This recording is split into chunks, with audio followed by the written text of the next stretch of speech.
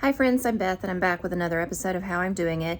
Today will be our last installment of our Canadian trip, our great American road trip into Niagara Falls, Canada. Basically, I think this is episode 3. I made a few little notes here, so you may see me looking off to the side to make sure that I don't forget any of the highlights that I want to point out for this video.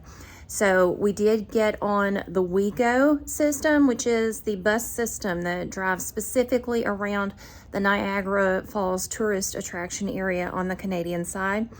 It was a bargain and it was a great, incredible experience in itself. Extraordinarily clean, very knowledgeable bus drivers.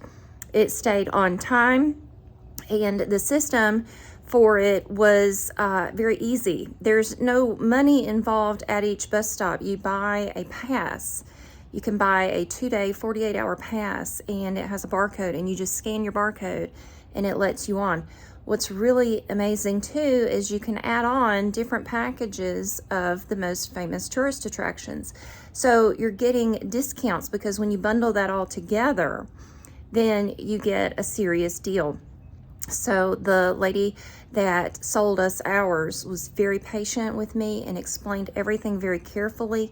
They gave us a very nice map and a brochure and included coupons for other activities that were not included if we decided to do those.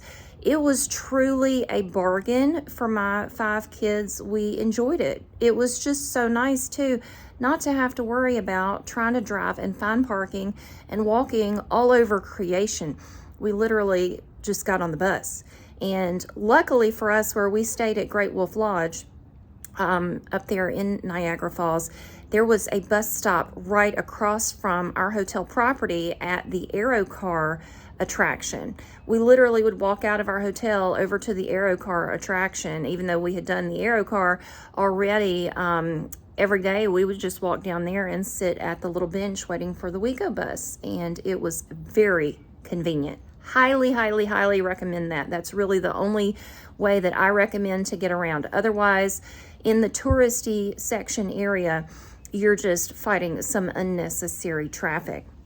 Now, we did use our car to go to Walmart and to go to places that were more out of the way, like the Flying Saucer restaurant you saw earlier in another episode. But for in the tourist area, that's what you need to do, is to do the WEGO system. And my understanding is that they are open year-round for service. Now, the first thing that you'll see is that we are going to be at Horseshoe Falls. That was just amazing in itself. That's why we went, is I wanted to blow my kids' minds with Horseshoe Falls. And we did that. Then you're going to see Thanksgiving, Canadian Thanksgiving in October at the Table Rock restaurant. They served a wonderful meal. Not all of my kids wanted the Thanksgiving food, so they each ordered what they wanted, but one of my children and I ordered the traditional Thanksgiving meal. Then you'll see the area of the Aerocar over the rapids with a little section where I described that in itself, about being a unique situation where it actually crosses the international border multiple times. And then you'll see us go to Bird Kingdom. Bird Kingdom was amazing, and I am very respectful of the animals that we go to visit on our travel adventures. One of our favorite things to do on our various travel adventures is to go see the creatures in that location. And at Bird Kingdom, the animals are very well cared for. The animals were there for rehabilitation purposes. In general, a lot of them. Others were there as part of a display education mechanism. And it was fantastic. At the very end, the large aviary was just out of this world. These were things that you might expect to see in a zoo, but they're just walking around right there with you. Really just right up close. We did not, infringe on any of the birds' space, but it was truly amazing. Even the pictures you'll see where we're feeding and holding birds, those birds came to us because we were holding their food. And the money that we were spending on that, we felt good about it because it was supporting the birds. And then you'll see that we went to the Secret Garden restaurant. A little bit expensive for what it is, not terribly out of the ballpark, but really what you're doing is you're paying for the view because you are literally right there watching Horseshoe Falls and the American Falls, Bridal Veil Falls on the other side as well. You're paying for the view, and we had a very nice meal. It was wonderful. The gardens out front are spectacular. Just so well kept, down to a meticulous level on the way that they cut the bushes into specific shapes. Everything was perfect. And then we went to Journey Behind the Falls. Now, Journey Behind the Falls, you literally walk behind the falls. You can see the falls from behind. There is a section I'm going to try to include here if I can make the video and the pictures work, where you're looking up at the falls, rolling over the cliff, and you can see the sunlight through the upside of the river at the very top as the river rolls over the cliff. Now, these were tunnels that were dug out by workers many, many years ago as part of their work on the falls and with the powerhouse and whatnot. At the furthest reach, you do end up walking about a third of the way behind Horseshoe Falls. Absolutely magnificent. The look on my kids' faces, they were so blown away. This is exactly what I was going for, to make such an impression on them of what their wonderful, wonderful world here offers. And I wanted them to see it and experience it. Everything vibrates down there. The water, the walls, the sounds, everything vibrates because you are right there at the power of the river. The next thing we did was we walked over to the Niagara Power Station. Now, this was remarkable in itself, okay? All of you would find it interesting. For me, I found it almost spiritual in a way because my daddy worked at a hydroelectric power station on the Savannah River at Richard B. Russell Power Plant and Dam for many years. He also worked for a few years at a power plant in Alabama, South Alabama, called Miller's Ferry Lock and Dam. When I saw the sheer delight and joy and fascination on my high schooler's face as he went through the powerhouse with us on a tour, it blew me away. One thing is that my high schooler looks very much like my father, and my father died several years ago. And it just blew me away because it reminded me of him so much. That genuine, innate fascination with the power plant, the engineering, the electricity, how it works. He was going around, my high schooler, and showing us things and reading to us the placards and trying to explain things to us. He wanted to touch everything and see everything and do every attraction. And it reminded me of when I used to go on tours of the power plant down at Richard B. Russell on the Savannah River with my daddy. And power plant tours at the Richard B. Russell plant just outside of Elberton, Georgia, were given to the public. But with my daddy being who he is as an employee down there, he would take me behind the scenes, and I would go deep, deep, deep underground with him and just wander around and see things. And it was just a completely different view. And this is what I felt. These memories came back to me in living color, and it blew me away. And I felt like, oh my God, I'm seeing pieces of my daddy's genetic DNA history come through here, where my daddy's fascination and innate understanding of these things, it was meaningful for me. It almost brought me to tears in the memory, but it was a very, very happy day. I was so overjoyed to give this to him, and he loved it. All of us enjoyed it, but he loved it, and that was worth every penny. After that, it was time to get ready to go home, and we stayed another night. We did the water park at the Niagara Falls, Great Wolf Lodge, of course, let the kids get out all their energy. Woke up bright and early the next morning because we had a 12-hour drive home. So basically, I told the kids, let's get up as early as we wake up without an alarm clock and get moving, get out of there by 8 o'clock in the morning so we could get home by 8 o'clock at night. We did make it home that night just by the skin of our teeth before a wild range of thunderstorms rolled through our area in Tennessee. But we did make it home in time before the storms hit. And you'll see a picture of my odometer where I show that we drove 1,500 miles on this trip.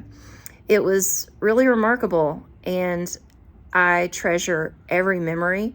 I would love to go back to Canada and do more. It was just a truly amazing cultural experience, geographical experience, family experience. So thank you for coming along on this journey and letting me show you our experience in these episodes. And until next time, I'm Beth, and that's how I'm doing it.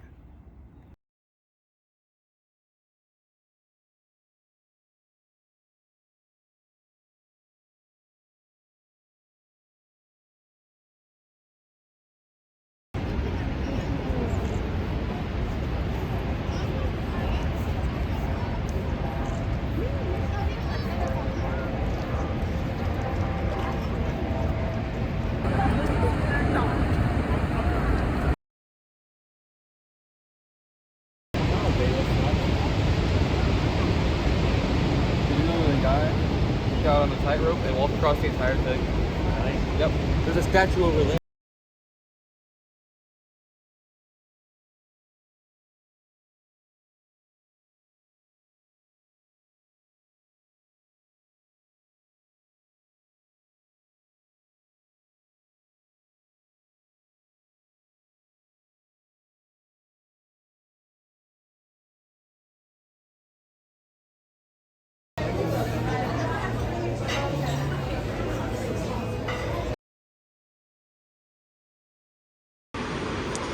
This is the Niagara Falls Whirlpool Aerocar. The falls are that direction, and when the river comes down here, it makes a sharp 90-degree turn that way.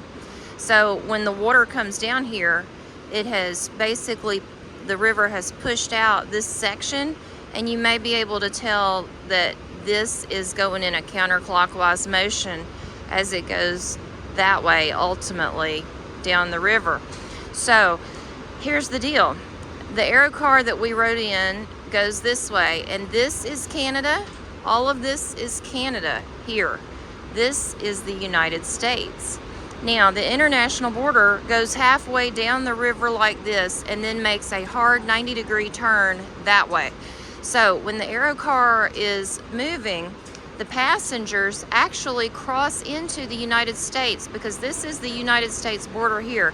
And see, it makes kind of a triangle here between the Aerocar line and the border. So you cross into the United States, out of the United States, you go to this side, waits about 5 seconds, 10 seconds, and then it comes back. And you cross into the United States and out of the United States. So you actually cross the border 4 times, the international border, on this Aerocar, even though you start in Canada and end in Canada. It's really fascinating little fact. And then, not sure how well you can see on my phone video here. I'll see if I can blow it up, but there are a good number of birds down here at all times looking for some fish to eat, and it is really quite remarkable. Now, the guide yesterday on the Aerocar told us that these are considered a Class 6 rapids. For those whitewater rafters out there, you know that that is the top level of rapids, and it is illegal to try to do whitewater rafting. It is completely not allowed. It's just much too dangerous. But we did see some fishermen down here and some tourists at the edge looking like we did yesterday on the other side.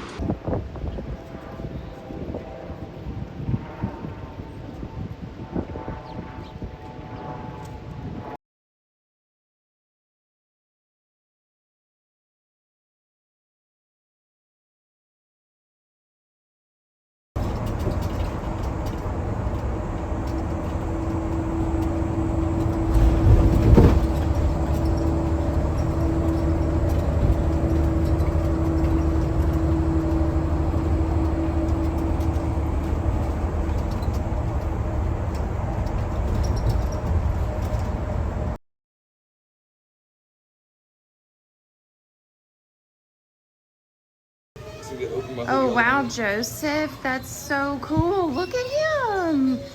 He just landed right on you. I think he likes me. I think so too. That's awesome. He's eating your jacket. I think he thinks your jacket's food. This little bird just landed on Joseph of his own free will and choice and is following us around, riding on Joseph's shoulder like Joseph's a little pony or something, and he's just gonna take a little ride. He does not seem to want to fly away. He's chosen Joseph. On his shoulder. It's okay, it's fine. It's just crazy.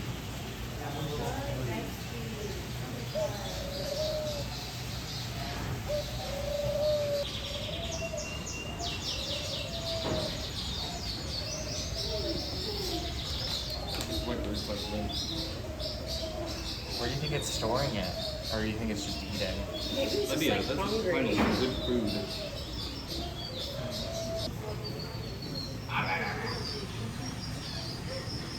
Yeah, it's probably where the house was. It just looks.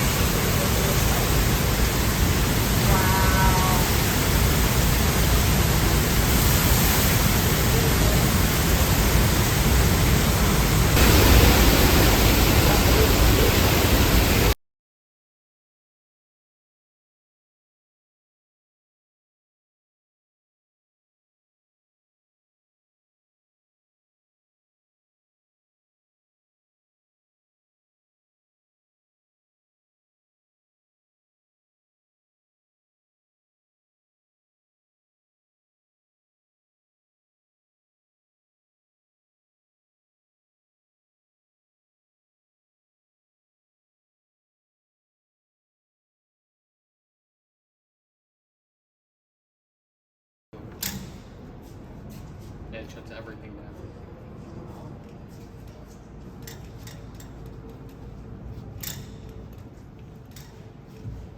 They didn't have springs that could think. They didn't have special springs. So look at what they did. They put a bunch of flexible rods. They put a bunch of flexible plates back here.